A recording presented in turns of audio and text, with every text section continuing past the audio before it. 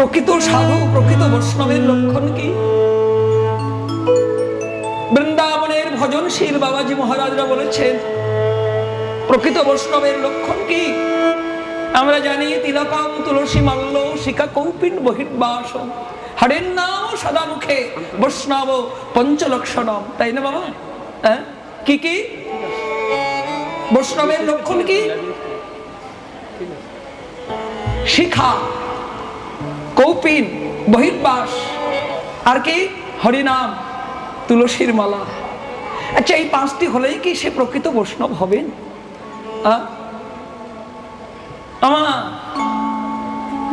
আমার গুরুদেব আমায় বলতেন বারবার, সুকুমার রে,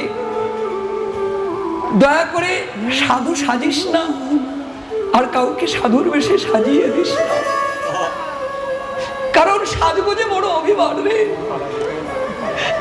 ভজন ধ্বংস হয়ে যায়। যদি পারিস তবে কাঙাল হ, যদি পারিস ভিখারি হ, যদি পারিস দিন ভিখারি কাঙাল হয়ে ভক্ত কৃপা করো বলে ভক্তের চরণ ধুলায়।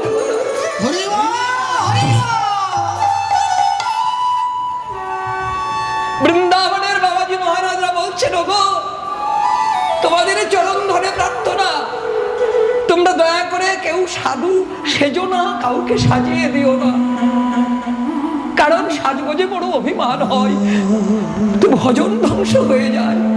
যদি পারো দিন হও, কাঙাল হও, ভিখারি হও। নরোত্তম ঠাকুরের প্রার্থনা আছে না, সাধুর চরণে পড়ি সুখে দিও গড়াগড়ি, বসিও অদূরে ইতর যাব। যে আমার মতো ইতর, আমার মতো অদর, আমার মতো নীচ জগতে আর কেউ না।